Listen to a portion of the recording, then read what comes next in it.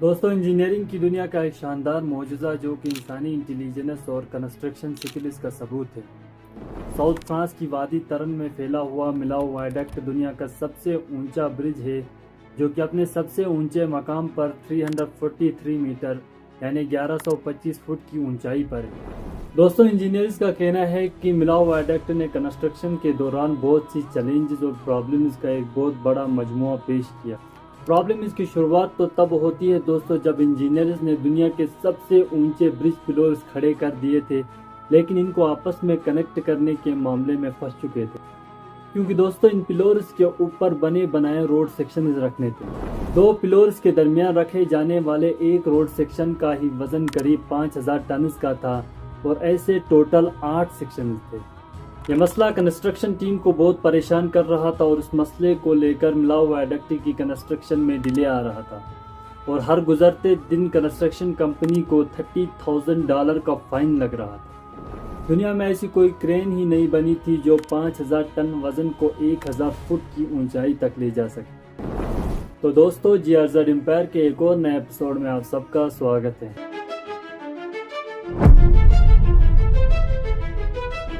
دوستو Eiffel tower سے بھی 45 فٹ اونچا ملاؤ وائڈکٹ برج اتنی اونچائی پر ہے کہ اکثر بادلوں پر تیرتا ہوا نظر آتا ہے۔ انجینئرنگ کمپنی جس نے اس برج کو بنانے کی ہمت دکھائی تھی وہ اصل میں یہ پروجیکٹ لے کر پرابلم میں پڑ چکے تھے۔ فرانس کی ان وادیوں میں لینڈ سلائڈز اور 130 کلومیٹر کی تیزی سے چلنے والی ہوائیں ان کے کام کو مشکل سے ناممکن کی طرف لے جا رہی۔ 1980s میں جب ملاؤ وائڈکٹ کا پلان بنایا جا رہا تھا اس وقت دنیا کا سب سے اونچا برج کیلیفورنیا کا گولڈن گیٹ برج تھا جو کہ پانی کی سرفیس سے لے کر روڈ کی ہائٹ صرف 250 فٹ تھی، یعنی ملاؤ کی پہاڑوں سے 6 ٹائمز کم۔ یہ دیکھتے ہوئے کئی ایکسپرٹس نے کہا کہ ملاؤ پر برج نہیں بنایا جا سکتا اور اگر اتنی اونچائی پر برج بن بھی گیا تو یہ کسی بہت بڑے حادثے کو دعوت دینے جیسا ہو۔ کئی سالوں تک برج بننے کا یہ خواب ہی بن کر رہ گیا، لیکن آخرکار حد سے زیادہ بڑھتے ٹریفک اور ٹریفک جامز کی وجہ سے پریشان ہو کر فرینچ گورنمنٹ نے اس امپاسبل سے کام کو کرنے کا فیصلہ کیا۔ ڈیزائن سے لے کر کنسٹرکشن تک انجینئرنگ کمپنی کو 3 بڑے مشکل چیلنجز کا سامنا کرنا پڑا۔ پہلا، دنیا کے سب سے اونچے برج پلورز کھڑے کرنا، وہ بھی پہاڑوں کی سلوپ پر۔ دوسرا، اس کے اوپر 36,000 ٹن وزنی 4 لین ہائی وے بچھانا۔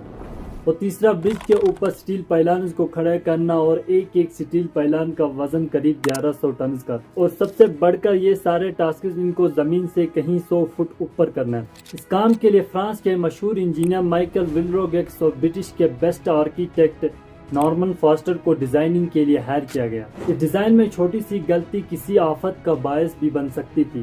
سالوں کی محنت کے بعد نارمن فاسٹر ایک شاندار ڈیزائن پیش کر چکے۔ برج کے ٹوٹل 7 پلرز ڈیزائن کیے گئے اور اس کے اوپر روڈ کرو شیپ میں ہوگا۔ کنسٹرکشن ٹیم جس نے اس برج کو بنانے کی ہمت کی تھی ان کو صرف 4 سال کی ڈیڈ لائن دی گئی۔ ڈیڈ لائن کے بعد ہر ایک دن کا فائن $30,000 کا کیا گیا تھا۔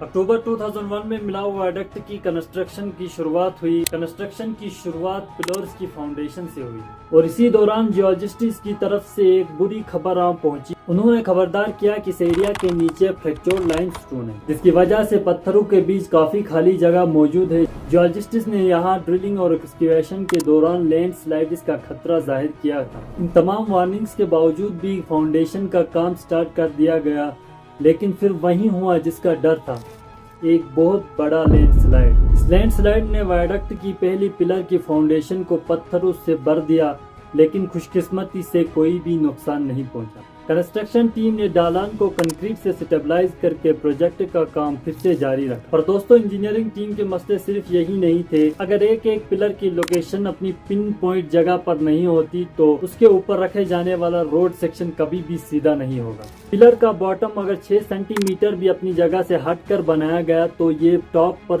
6 میٹر کا ڈفرینس پیدا کرے گا۔ اس پن پوائنٹ ایکوریسی کے لیے GPS ٹیکنالوجی کا استعمال کیا گیا اور اس GPS ٹیکنالوجی کا استعمال پوری کنسٹرکشن کے دوران کیا گیا تاکہ پلرز کا ٹاپ بالکل اسی جگہ پر ہو جہاں اسے ہونا چاہیے۔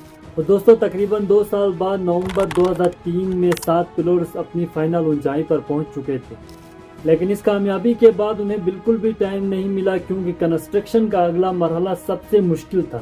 اتنی اونچائی پر 2.5 کلومیٹر روڈ سیکشن بٹھانا کوئی آسان کام نہیں تھا۔ اس پورے روڈ سیکشن کا وزن اندازاً 36,000 ٹنز کا تھا۔ اس پروسیس کے دوران ایک چھوٹی سی غلطی انسانی جان اور کروڑوں ڈالرز کا نقصان کر سکتی ہے۔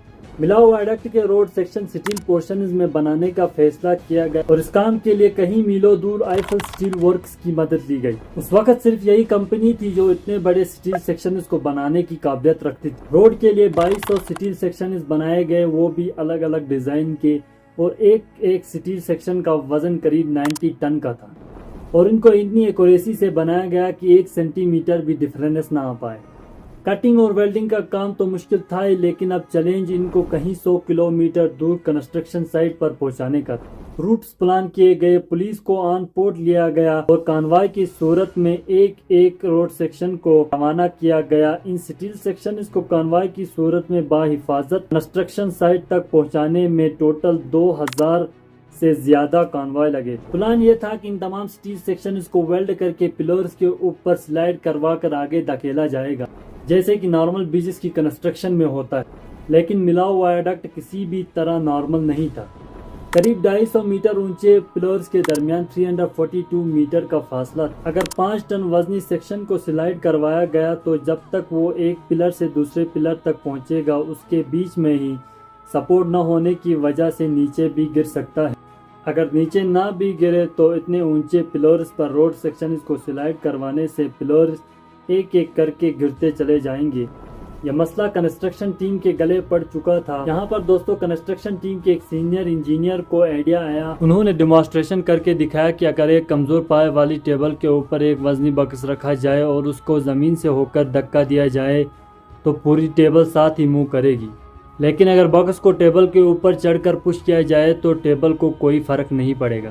انجینئر کے اسی آئیڈیا کو لے کر یہ فیصلہ کیا گیا کہ ملاؤ وائڈکٹ کے پلرز کے اوپر ایک ایسا سسٹم بنایا جائے گا جو کہ روڈ سیکشن کو اٹھا کر آگے پش کر سکے۔ اس کام کے لیے پلرز کے درمیان 170 میٹر کے فاصلے پر ٹمپریری سٹیل سٹرکچرز بھی کھڑے کیے گئے جو کہ روڈ سیکشن کے آدھے وزن کو برداشت کر سکے۔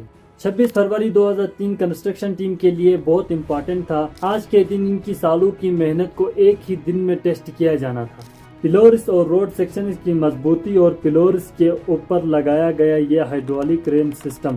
اس نئے سسٹم کے تمام ریمپس کو ایک ہی ساتھ ایک ہی سپیڈ سے روڈ سیکشنز کو اٹھا کر آگے پش کرنا تھا، اور خوش قسمتی سے یہ ریمپ سسٹم کام کر گیا اور پورے 2 دن لگا کر صرف 200 میٹر کے روڈ سیکشن کو پلر نمبر 1 تک پہنچایا گیا۔ دن گزرتے گئے اور پلرز کے اوپر روڈ سیکشنز بچھانے کا کام چل رہا تھا۔ مئی 2004 تک دونوں طرف سے روڈ سیکشنز بچھائے جا چکے تھے، اب بچا تھا صرف ریور کے اوپر والا پارٹ۔ اس مومنٹ کو پورا فرانس لائیو براڈ کاسٹ پر دیکھ رہا تھا، جبکہ فرینچ پرائم منسٹر خود موقع پر موجود تھے۔ ہائیڈرولک ریمپ سسٹم کا آخری بار بٹن دبایا گیا۔ 4 سالوں میں پہلی بار نارتھ اور ساؤتھ سیکشن کے روڈ آپس میں مل چکے تھے، وہ بھی 99.9% ایکوریسی سے۔ روڈ کنیکٹ ہونے کے بعد ایکسٹرا سپورٹ کے لیے سٹیل پائلانز کو بھی لگایا گیا۔ ایک پائلان 700 ٹن وزنی اور ایسے ٹوٹل 7 پائلانز تھے۔ اتنی اونچائی پر اتنے بھاری پائلانز کو لگانا دنیا میں پہلی بار اٹمپٹ کیا جا رہا تھا۔ ملاؤ وائڈکٹ کے روڈ کا وزن ٹوٹل 50,000 ٹن تک ہو۔ اس کی مضبوطی چیک کرنے کے لیے اس کے اوپر سے ایک ساتھ 28 ٹرک گزارے گئے۔ دھیان دینے والی بات یہ تھی کہ روڈ سیکشن جن کو 50 سینٹی میٹر تک جھولنے کے لیے ڈیزائن کیا گیا تھا، وہ ان تمام ٹرکس کے وزن سے صرف 25 سینٹی میٹر تک جھولا تھا۔ 16 دسمبر 2004 کو ملاؤ وائڈکٹ کو پہلی بار پبلک کے لیے کھول دیا گیا۔ یہ انجینئرنگ اور کنسٹرکشن ٹیم کی دن رات محنت کا ہی نتیجہ تھا، جنہوں نے نہ صرف دنیا کے سب سے اونچے برج کی کنسٹرکشن کی بلکہ وقت سے پہلے ہی کام ختم کر کے ایک نیا ریکارڈ بنا لیا۔ دوستو، امید ہے کہ آپ اس ویڈیو کو بھرپور لائک اور شیئر کریں گے۔ ملتے اگلے ایک اور نئے اور انٹرسٹنگ ویڈیو میں۔